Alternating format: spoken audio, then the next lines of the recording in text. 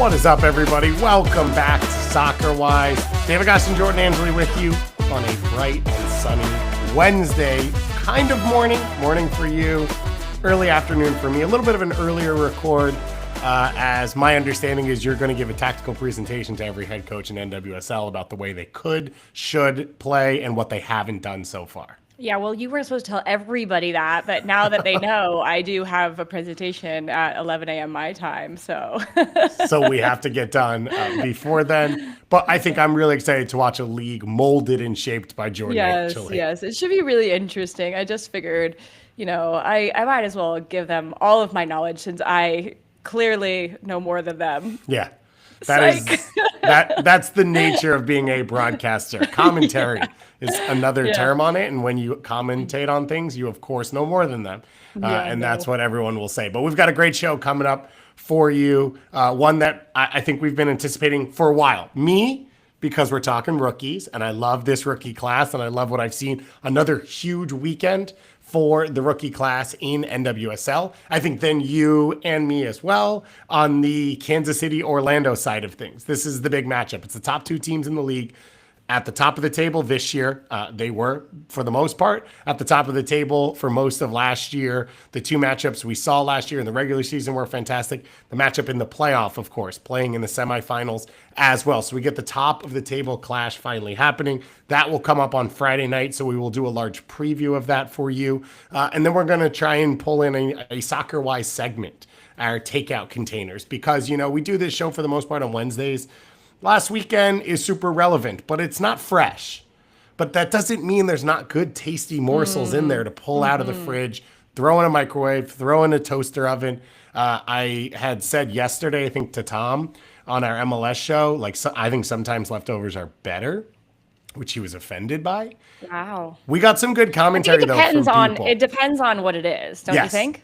So we got lasagna as one that's better as a leftover. Okay.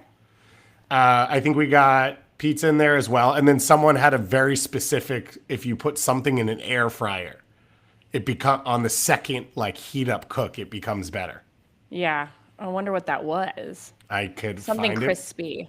I could find it, but then I would break everything I'm doing on my computer. Don't do it. Don't find it. Which was my fear. We'll take their word for that thing that is better in an air fryer. Yeah. I don't have the real air fryer. I have the fake sort of knockoffy one. Yeah. And so nothing gets better when you put in there. It's a different angle for me today, but that's my air fryer right there. You can see it. Oh, yours is my toaster oven one like mine. Yeah, well, it is a toaster oven, but it's also an air fryer. Yeah. It has, I think, 5 different modes. Our place. I really love it. So mine does that too, but I see people in the recipes I read online, which then have the videos. I see what comes out of their air fryer, which has the baskets, and it looks way different than what comes out of mine. So that's why I call mine kind of fake, because it's well toasted, but not whoa, crispy this could have been fried. Yeah. I'm not making French fries. Mine come out as pretty good baked potatoes. Yeah, okay. Well, maybe that's what mine is too. Maybe that's the problem. So maybe we're safer. Yeah, exactly. Oh, I don't think I should be allowed near anything like that. So we'll go through a couple of our favorite takeouts from the weekend. Maybe we can start to connect them with specific foods. To start off here, I did the weekend recap show on Monday, and I started off in the same place. I think the biggest story from the weekend, of course, was the medical emergency for Savy King during the Angel City game on Friday night. You, Jordan, were on the call for that, and I think I said it on Monday. We could all hear sort of the distress in your voice as we all felt it, watching from afar. We got really good news coming out of that event that we talked about on Monday, that she was stable and in fine condition at the hospital. Then we got another update early this morning. So the update from Angel City is that Savy King was admitted to Cedars-Sinai Medical Center on Saturday morning after receiving immediate care at California Hospital Medical Center. following a medical incident during Friday night's Angel City FC match. After thorough evaluations, doctors discovered a heart abnormality, and Savy underwent successful surgery today to address it. She is now resting and recovering, surrounded by her family, and her prognosis is excellent. We are incredibly thankful for the outstanding medical care she has received, the overwhelming support from our community. We kindly ask for continued respect for Savy's privacy as she focuses on healing. And then her family put out a statement as well saying, we're blessed to share that Savy's recovering well. We're looking forward to having her home with us soon. We want to thank the incredible Angel City medical staff and players who acted swiftly, as well as the medical teams that have given her such exceptional care. We'll never forget the kindness and care you've shown. Our gratitude is endless in moments like these. We're reminded of God's constant presence and protection. Thank you all for lifting Savy up in your prayers. Yeah, it was... Man, we just talked about this and I wasn't emotional, but it makes me emotional. It was really hard, Goss. Like, I think it was hard for everybody. You could tell it was hard for people in the stadium. It was hard for Maura and I. And it was really difficult for those players out on the field. You could, I just think of Ana Tejada on the other team. Like, she was bawling in the huddle and she's not even on Savy's team. It was emotional. It's something that you never prepare for as a player, as a broadcaster. But it also touches all of us as human beings. And I think that was the most difficult part of it is you just want to know answers and know that she's okay. And I think the update later that night was nice. And to get another update, I think puts a lot of us at ease knowing that Savy could get the help that she needs. And they were able to perform a surgery to help her hopefully fully recover and be the healthiest that she can be, because clearly she had something that needed to be addressed. So I'll just say, like, a lot of props for the medical staff, both the local team, the medics, but also the people on staff at Angel City. Props to all those players for somehow continuing to play, and just thankful that she is okay and on the road to recovery. And I think the biggest thing is that this, like I said, this is not an event that you can ever prepare for when you're going to work, like going to do your job, no matter what that is. But I am hopeful that this is an event that we now have protocols in place to be better the next time, in the biggest hopes that there is never a next time. This never happens again.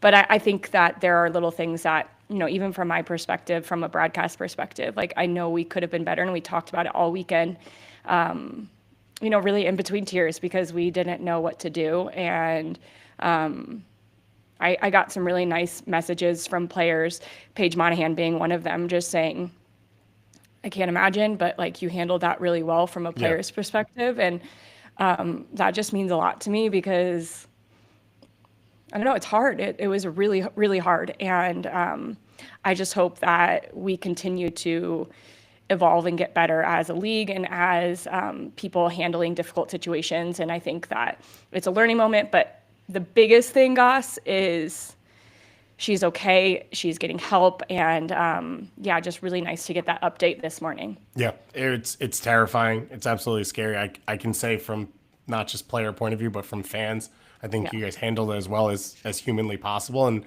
brought some level of calm and understanding in that moment, which I think is what everyone was trying to experience. And I can say, watching it back yesterday, just to kind of understand what happened, and maybe I shouldn't have, I was crying again. Like, it is so intense and it's so emotional. And you mentioned protocols. Like, I've been lucky enough to work around people who work in operations and this space, and 99% of their work is never seen, and your hope is 99% of their work will never need to be seen.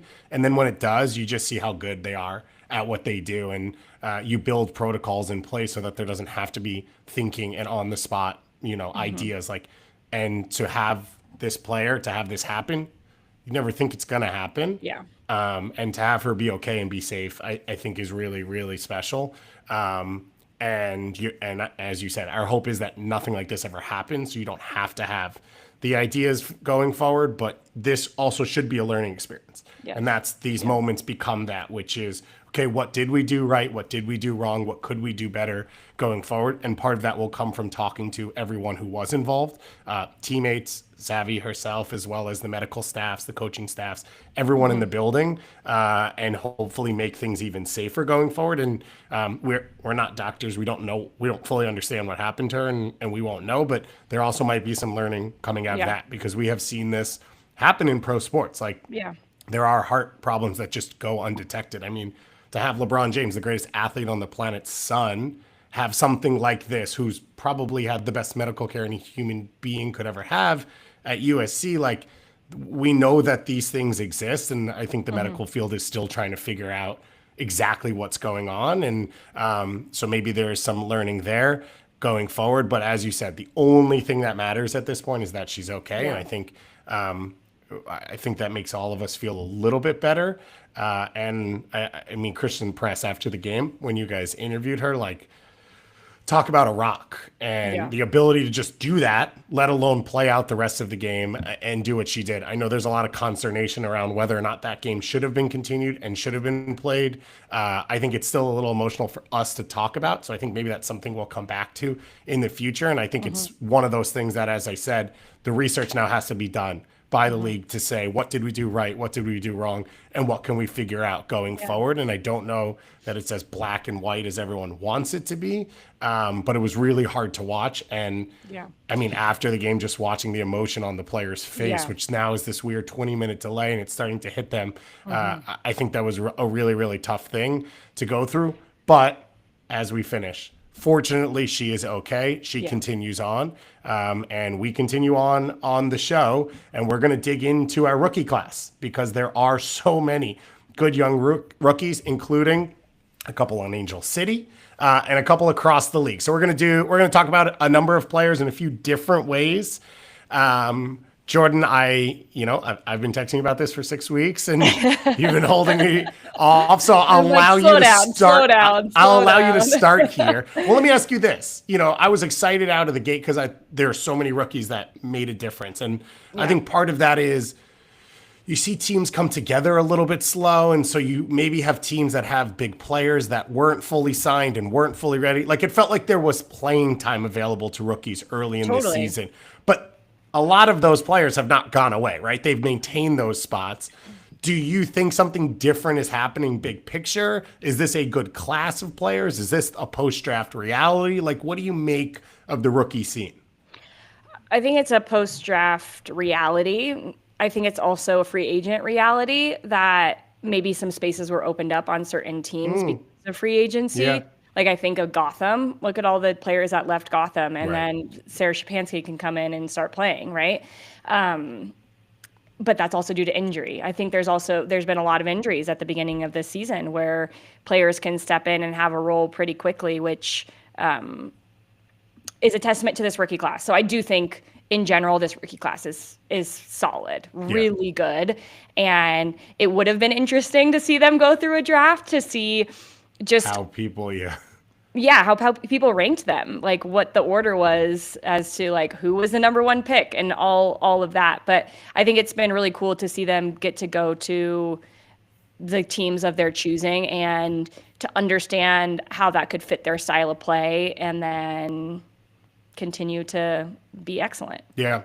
It's interesting to think about a draft too. And like, if you let's say you looked at Portland, and Portland would have gone into a draft and said, well, we need a center back. Non-negotiable, we need a center back.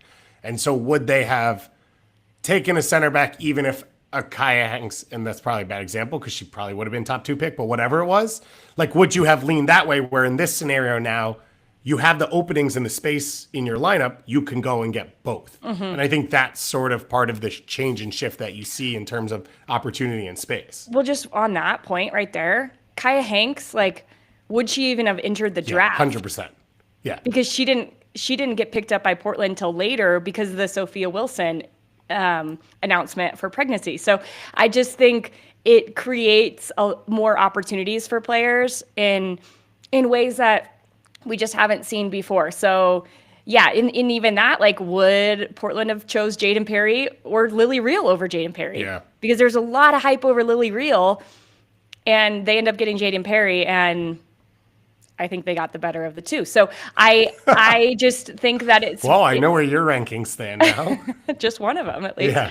I think it's been really fun to watch them put a stamp on the league so quickly into a lot of these players' careers. So should we go?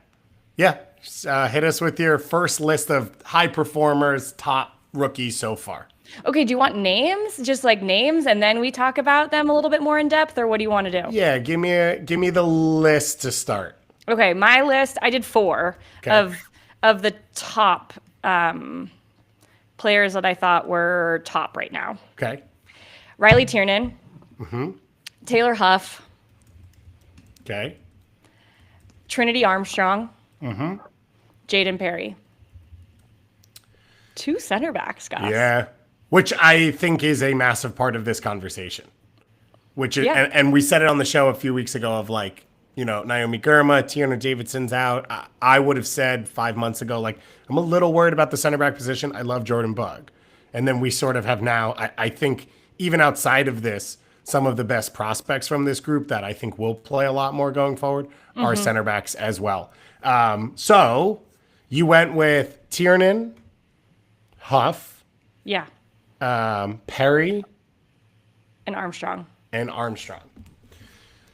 I can't Do you have any similarities in those top players? I have all of those players. My group is larger because I have trouble making decisions in life. I have a lot more players on my list, but I had to separate them. Yeah, I think all of those are in the clear top conversation.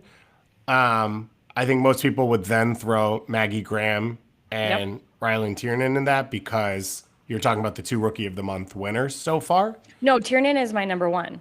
Oh, you said Tiernan number 1. Sorry. Yeah. Tiernan. Tiernan was the first one. There you go. So then, I think then Maggie Graham would be the big one that many people would add. Trinity Armstrong is an interesting one just because she's come on as the season's gone along. Didn't start, played right back, then played center back. But I have no reason to say that I don't think she's one of the top in this list. And I have all those players in my list as well. And I think I would probably put Jaden Perry right now. And I know the PKs help a ton. You're scoring goals. You're a center back. That's uncommon. The assist she had, was it 2 weeks ago against Louisville with the ball over the top? So good. Ability to play out of the back. A little bit of change around her. It's not been cohesive in who's playing left back, who's playing right center back. So now you're talking about a rookie who is kind of the staple of that back line and a team that struggled defensively last year where now I think that defense is the staple of they stay in games. Even though there was an early red card, to only give up the chances they gave up against San Diego, which I think now at this point feels like the second best attack in the league. Like they have taken such strides and both sides of the ball. I think Perry has proven that she's one of the best in the league across the board, not even mentioning rookies. Yeah. What's interesting to me with those 2 center backs is Perry, to me, has this quiet, calm confidence about her. She's a left-footed player. As you said, her distribution, it can be direct, but it can be short and simple. Like her range of passing is excellent. I think her positioning is really good. And she learned quick, right? Her first game, she had to start against Kansas City in that first game. And I don't think that Rob Gale really wanted to start her in that game, but felt like that was their best option at the time. And she got burned a few times. And I think she adapted so quickly to understand, okay, these players are way faster than they were. Right. I can't step the way I did against Utah or. Exactly. And now I think her positioning, when she holds the line, when she drops, her cover defense, her positioning in the box to help with clearances, her ability to be stoic and knowing that, okay, I am going to score a penalty. I don't care if I'm shooting against the best penalty stopper in the league. She just has in the this 95th minute of a 1-0 game. Like that was a walk-off penalty. Yes. And I just think that quiet confidence about her is what I really like. Whereas Trinity Armstrong, I think, has swagger. Yeah. And she has, it's a confidence, and I wouldn't say it's a loud confidence, but it feels very different to me than Jaden Perry or even Jordan Bugg, who you mentioned. I know she's not a rookie, but Trinity Armstrong's confidence is like different to me. And I think she's She's now started 5 games in a row. Her presence is felt. Her first game was against Shawinga, and she played as a right back. And Shawinga didn't do anything. Yeah. And the fact that Shawinga didn't do anything and she was out of position, to me feels like a pretty good start in this league and has really gained the trust of the players around her. I think she has been excellent. We have seen her now play in 3 positions, right? As a right back, a right center back, and a left center back. She's excellent, and I'm really excited to watch her progress. And I think these are 2 young center backs who we're going to talk a lot about as the season continues. In danger of making this a messy conversation for people, I will say that I think right outside of this tier is Lily Real, who has played left back, is naturally a center back. I think will probably end up there in her career just because a lot of what I see, even from the left back position, the attributes make more sense there. And I'm a little surprised that she hasn't gotten the chance just with the injuries they've had. But I can understand like making the game simple for a rookie, and now that she's settled in, not changing things up on her. So I don't mind that. And then Sarah Shavushi, I think, is another one that has found a way to get starts in a Orlando defense that might be the best in the league. Got caught on the goal in this game twice. Got caught upfield and then didn't track for Roush to finish, but I think shows the confidence to play, and I think is a really interesting pairing with Nadaner in that I think Shavushi can kind of hunt a little and go and like win the ball and try and win it earlier and higher up the field or follow center forwards in to midfield, where then Nadaner can sort of like manage things and work, and I think Sam's the same, and so I think she'll get more playing time as the season goes along. And then Brooklyn Courtnall. You do, even with the number of center backs that Orlando team has, if they're all healthy, you think she's still getting? So I think you're talking about 2 players that are getting called up to national teams all the time. So manage them going into those camps and out of those camps. I think you're talking about a player in Rafaela that hasn't been healthy that's for true. now a It's year or so. And I think that's where you're seeing Shavushi get minutes now. And she showed she could play right back as well. So I think I will say this, I think she's going to play more minutes now, my guess would be, than what I thought a month ago or when she signed, when I was a little surprised that that's where she chose to go in terms of where the depth chart sits. Say that 3 times fast. Yeah, 100%. Let's start at the top now with Riley Tiernan. First Rookie of the Month of the year, scoring big goals. You've watched her a ton up close. What have you seen from her, and sort of what's the pathway for her? I've seen her come into this position, and she just had to work hard to even get a spot on this team. And so I think the base of who she is just a really hard worker. She has the work rate to be successful, not just this season, but to know that it's not going to be handed to her, and she's got to keep going and going and going. And I really like that about her. She's pretty humble and pretty driven when we've gotten to speak with her. But more than anything, I think with the players that Angel City has, she gives them a centerpiece. She gives them the ability to have this focal point up top, and she can occupy center backs to create isolations for Alyssa Thompson, but also occupy those center backs. So when Claire Emsley comes inside, it's like, who the heck is going to take Claire Emsley? And I think her positioning of being between the center backs, being off a center back shoulder, has been elite for a rookie. It really has. I would put her in top 3 nines in this league right now. Yeah. Probably Bia, Esther, and her, with just the way that she has been playing right now. Barbara Banda in there. Oh, and Barbara Banda. Yeah. Okay, yeah, let's put then top 4. Top 4. And so I just think she, because of the simplicity of her game, she actually allows everybody around her who are very creative to be more creative. I mentioned those other 2, but also Kennedy Fuller. Her combination play with Fuller has been great. And she knows where the box is, and she's getting better at staying central so she can be the target when they do get into those isolations in the channel. There's a lot of things to like about Riley Tiernan. 5 goals already, 1 assist. I think she's going to get a lot of goals this year. Yeah, it's one of those spots where I think we've seen other players come into a role like this, and you can sort of see, all right, this is a hole of a position, right? Selena Rue unavailable. It's been a hole for this club the entire time. And then you kind of often see like, well, we found one attribute we can work with. This player can stretch the field, or this player can occupy center backs. And Riley Tiernan has a complete game already. Yeah. So to do what she does in the buildup, which I think is like the key to why she got on the field, what she's able to do, like you just talked about for Thompson and Emsley and Fuller, and then have the 5 goals is where you now elevate into that top 5 conversation of, okay, so you can do all the aspects and you can finish. And I think there are some other players in this league that you're watching right now, and it's like, okay, you do a lot of it, and the finishing is normally the last thing to come because that's that high level quality. It's also the comfort of the speed of play. And her finishes, she has a lot of different ones. Yeah. I mean, the one against Washington, I guess she sees the goalkeeper out of position where she cuts in from the left wing and then sort of sneaks the shot back to the near post. Yeah. You see headed finishes, you see set piece finishes, you see crashing on the far post, you see crashing the near post hard. Like she has shown the full gamut of what you can do out of that position. And then I think starts to grow and you see her get out into the channel. So now it's not just my job is to occupy and create for the wide players, but now I am seeing the spaces where I can take advantage of other teams. And I think that's that next step that we're seeing her push into. It'll be interesting because Sydney Leroux is off of mental leave. So she is back available, but working back. And I think that will be a nice competition between those two now, right? Because Sydney is an uber competitive person. She's going to want that starting spot. She's going to work to get that. And how does that help Riley get better? And how does she step up when there's now competition in that spot?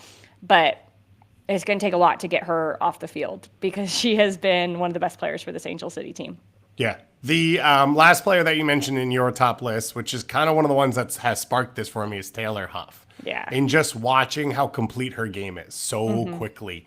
It's just the one position to me that is the hardest to like go to the next level at, because as fast as things might move for a defender or an attacker and has out as big as your mistakes look, to be able to play the game with things going on 360 degrees around you and to affect the game both ways is the hardest thing, I think. And my favorite soccer players are soccer players that are center mids that cover ground and connect the game. And Taylor Huff has done that year one. And then you see pretty quickly her ability to push the game and not just be at the level where I think we've seen some other rookies at central midfield, like be able to hang. But Huff now is, I think, like you are taking her out of the game if you're in opposition. Like she is the game plan now. Her ability to shoot from distance, her ability to create, and what she can do on the run. So whether it's on the half turn or in transition moments, the decision making, the passing quality at that speed just shows you the technical ability is really high. And like I think we're talking about a player where we can't really see the ceiling right now. This game against Kansas City was the first time she's come out of a game. She's played every single minute and up until this game. Oh my God. And that's, to me, makes me feel like, okay, she is so important to Bay. If you take her out of Bay, a team that's already like, I think in my ideas of what they're doing going forward, kind of struggling with their identity and who they want to be. If they kept the ball more, everybody would be talking about Taylor Huff. Yeah. But it is so quick for them. Like it is so transitional that I think she can sometimes get lost, not to her fault, but the game almost bypasses her. But when she is in the mix and they play through her, this is a completely different team. And like you said, covers ground. She wins the ball back. She is forward thinking. And I think more than anything, like she's tenacious. She is so competitive. Albertine Montoya actually told us a story that when they're doing fitness drills, she runs next to Rachel Kunananji because she wants to beat her. Right. Not that she wants her to challenge her. She wants to win. Yeah. She's like, and if I'm going to win, I got to beat her. And I just love that competitive drive about her. And that's why I think we can feel that the ceiling is far away. But with a mentality like that, the ceiling's far away. Yeah. And you and I don't know if we spoke about this on a show, did we? About how her similarities are, we think are very like Lindsay Heaps, like with the way that she can cover ground and connect the defense to the attack and drive forward. Eventually, hopefully get on the end of, I think there's a player that can make runs onto that far post. Yes. Yes. And I think that that's where I want Bay to have the ball a little bit more so she can get herself into more advanced positions. So hopefully that will happen for them. But she's been excellent. And if you can't take a rookie off the field, she must be doing something right. And also ability, I think it shows you whether you're winning or losing. She matters, right? Because she's so good against the ball, tackles, winning the ball, staying in your shape, and then she's so important in possession. Like that to me shows normally it's like, all right, 55th minute, we're down 2-0, 55th minute, we're up 2-0. Let's start to make some changes. The rookie comes off the field because they're good at this one aspect. And that's not the case with Taylor Huff. It's not the case in that midfield for her of like, she's the most well-rounded player for a team that has some pretty good names in that spot. So I think that right now, probably that clear class above Maggie Graham would be the next one in who won Rookie of the Month if we were talking about this award going forward. And Graham, a massive piece right now of this Houston team. And they are not scoring a ton of goals. They're not creating a ton of goals. And she is the leader in both those categories for this group. You know what's interesting is they're not creating a lot of goals, but then when they create the goals, especially that Graham scores, I don't know if you heard her in her interview after the game, she was like, my teammates are just making it easy. They're tap-ins. They literally are tap-ins. Or her runs, excellent in front of the last defender. Yes, her runs are great. But when they create, it's like they create so well that they make it so easy on the person that's finishing, minus that Patterson goal, but which is so interesting to me for Houston because it's like this weird dichotomy of like can't create anything, like but then if we creating do the perfect goal, which doesn't come around that often. True, maybe, so you probably have to be able to step away from it. But yeah, Graham clearly in the convo, and I think one of the ones we expected coming into the year to be a part of this. I think the class down one now, or the grouping down one now that I think can push into this. We've mentioned Kaya Hanks's name. I think that's an obvious one. That's I think Maddie Deline is in there. Sarah Shapansky, you mentioned. Yep. And Lily Reel's probably in there as well because of the pure amount of minutes she's playing. That's my whole list as well. Ooh. Look at us on the same whole list. On the same wavelength. I think of that group, I think you have probably the player that I want to see understand the speed of play and style the most is Deline, because I think as she realizes where and when she can put defenders on their heels and attack, now you're going to start to see the best of her.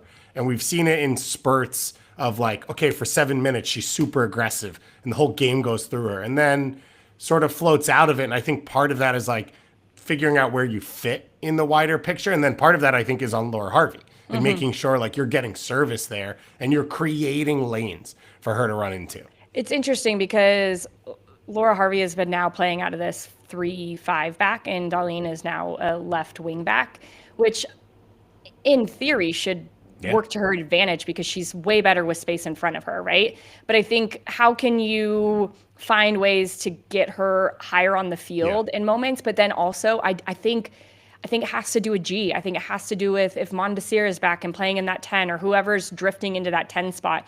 I do think you want to isolate Darlene, but I also think that her game calls for combinations at times, quick 1-2s where you can get around that outside back with a short little combination. And I think just recognizing that by players around her, and the more they get to know her and she gets to know this league, those things will start to develop. She's been great. Her work off the ball is just as good as her work on the ball, and a reason for Seattle being so difficult in the way that they're defending is Darlene and her willingness to put in the work. So yeah, she's right on the cusp there for me. I just think she hasn't had as many, not even goals, but like as many great opportunities where I would have been like, okay, you got to put her in there because of that. Right. Yeah. Yeah. I think it's creating those big chances. I think that comes from being higher up the field, like you said, which is part of the question of like where you fit in this formation and how you start to shift it after you've built out, or whether you're maybe going to try and push her higher earlier, maybe even before you build out and rotate around, so that she can be high up the field as one of those attackers. But a ton of promise there. Shapansky's one that I'm excited as, and we'll talk about Gotham in a little bit, like as the Mitch Purses of the world come back, maybe even as Rose Lavelle comes back, of like, I think the game becomes a little easier for her, and we could start to see even more aspects, even though there'll be less responsibility. Because I think she's got a ton of goal scoring in her if other players can have the bulk of creativity. And I think it's kind of similar to what we saw from Ella Stevens last year of there were moments where she was great when no one was available, but then was even better when other pieces came back in. And I think that could be the case with her. I think then Kaya Hanks you have right on the edge, and that one seems a bit more like playing time. Probably the first piece out right now for Portland up from the starters fairly consistently, or at least when they're on the road. And so trying to fit in there and, as you said, like join the pro ranks late. So probably still getting up to speed, but awesome to watch. And Carly Lima in here as well. That Bay attack is struggling, but we've seen the flashes of a player who could be a difference maker. Yeah, she can be a difference maker. I think what's difficult and maybe why I feel like she is not in my list is I don't feel like she's as well rounded as some of these other players. When you're talking especially about forward players, like how Lima's going to beat you. And is it hard to stop? Yeah, absolutely. It's hard to stop. But I think these other players provide a little bit more on the defensive side, a couple of different looks. And so I think Lima could work herself in there throughout the season, but I would say she's on the out, barely out of my top list. I would say, so I have her at the bottom of the list with a group that I think I see a path forward for them this season. I think Pietra Tordine as well is one where I could see starts to get goals, starts to get in the team a lot. I think Meg Bodie in there, we saw get the start for a team that's obviously struggling with injuries and needs people to fill minutes. I mentioned Brooklyn Courtnall already, who I think, especially if they're playing in this 3-back setup for North Carolina, could see some minutes. And Macy Hodge is the other one. I think we've seen Kennedy be so special in central midfield that it's probably taken away some opportunity where both of them are a bit more defensive. And so now we've seen Zalem come into it, but I didn't see anything from Macy Hodge. And I sort of said of the things she does well, she did well in NWSL for a rookie. She doesn't do a lot in possession that takes you to the next level. And so it might be finding minutes here or there. But I think if she's on the field, she makes a difference. She's a ball winner. She covers a ton of ground. She makes life easier for the players in front of her. And I could see long stretches where she gets minutes and then starts to enter a conversation like this. Yeah, I think the one player that I wish was eligible for this and probably isn't because she played, in Sweden before? Yeah, I think so. Yeah, Scandinavia somewhere, is Shinomi. Yeah. I love Shinomi. 20 years old, so younger than a lot of these rookies that are coming out of college. But I don't think she'll be eligible for this because she did play pro prior to coming to NWSL. But man, her vision, her ability, she's the best player in the league at the corner of the box. Like that service that she has to be on a dime, to find runners centrally. She works that half space so well. And with a team full of really creative 10s, she's found her way into the starting lineup. And that says a lot about her. I love her humbleness. I like the way she works with Manaka. Yeah, sign me up. Shinomi she is my eligible, I wish was eligible list. And I think that's going to be a convo we have going forward, which is post-draft. And now that you have the U18 initiative fully set up, and now you're seeing teams spend money on overseas players who are of a young age, this award probably starts to shift into either it's first year pro or young player under a certain age. I think Okochukwu is one that goes in a similar category of 19 years old, played pro, although none of us can really see it because it's not really an available setup on broadcast. Obviously, coaching staffs and scouting staffs have seen it where, okay, is that a player that's eligible for an award like this? Or do you create a new one where you have a rookie, post-college rookie, and then do you have a young player? But either way, really good to have good young players coming into the league and being available. I mentioned we would talk about it in a bit. Before we get to Kansas City, Orlando, we had a couple big stories from the weekend or thoughts that we had. Take leftovers? Yeah, NWSL takeouts. Takeouts. Our takeout containers. And let's start with Gotham. Are they in trouble? They lose 1-0 to Louisville, which one of my other things was the soccer-wise bump. We did a full segment questioning Louisville last week, worrying about them. So they went out and got a victory. So Gotham, you might be welcome for this segment that we're about to do. Should there be worries for this team? I'm kind of like in the middle here because I want to say no because of what Juan Carlos has been able to do and the talent on this team. But it does feel like if you take Esther out of the game, it's very difficult for Gotham to be successful going forward right now. And it felt like they did create some chances in that Louisville game, but they struggled with the intensity I think that Louisville brought and the ability for them to close down space and the pressure that they had. So I'm slightly worried about them. Can they get Ella Stevens rolling? Can they not rely so much on Midge Purse after she's coming back from this injury? She gets the most minutes we've seen yet. But I just feel like there is a missing, like if you take Esther out, how do they find goals? And that doesn't seem to be clicking right now. Yeah. I think all of these are the questions I had coming into the season, which was with all the losses they had, I didn't think they actually lost that much in terms of like the main starting players, but they lost depth. And so they've had injuries, which has questioned that depth. And then it puts the pressure on. Like losing depth means you need the Esters of the world to play and play at a high level every single time. They're capable of it, which is why I think most of the conversation still Gotham's a top 4 team. And I think we see it off and on. You see it in the game against Washington. You see it at Angel City, but it's hard for it to be consistent when you're requiring that pressure on the same players over and over again. So I think all of those are fair question marks. I think this is a team that at this point you could probably ask them behind the scenes and they'd say, if we can get settled and healthy going into the postseason, that's our best case scenario. Like challenging for a Shield probably isn't really in the cards for this year just because of the way the injury bug has gone for them, which isn't the first time. I think it's probably why they built the depth that they did last year. But then players don't like sitting on the bench and players don't being depth options when they're capable of being starters. Out of the weekend, there was a bit of a apparently false report that Rose Lavelle is on her way back from her injury. I think it's an ankle surgery. It was said that there was a timetable set, and Juan Carlos Amaro said that's not exactly true. We're still working on things. Let's dig into our Kansas City-Orlando game because I'm excited about this one and I want to get to it. It is the top 2 in NWSL on points. It's the top 2 in NWSL on a ton of different categories that we can rattle through. It's a rematch of last year's semifinals, as I said. And I think for Kansas City, it's the big one. Like you have to think on November 12th of last year, this one was circled for everyone in this Kansas City group to say, okay, can we finally get one over? Can we get our revenge? And I think with the way this season's built up for Kansas City, it's like this is the statement game. You have come out, you have blitz teams at home.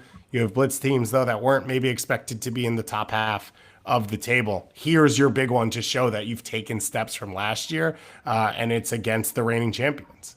Yeah, it's interesting because I'm looking back at those games last year, and one was 2-1 at Kansas City, and the other one was 0-0 at Orlando. And that Orlando game, it was so hyped up. And this is where I get a little nervous about hyping these games up so much, is because both of these teams have the same plus side, right? Is they want the space in behind to let Shawinga go, to let Banda go, to get in behind defenses. And if you take that away, can they break you down, right? We saw Kansas City struggle with that against Seattle. We've seen Orlando struggle against, I think Seattle was a good case. Who else did they play recently where they struggled with a team really? North Carolina this weekend. North Carolina this weekend. I haven't watched that game back, but I've heard it was unreal. North Carolina basically didn't have the ball for the first 26 minutes and then scored in transition. And it was like, I've never seen North Carolina score in a 4-pass sequence before in my life. And it was like, here you go. Yeah.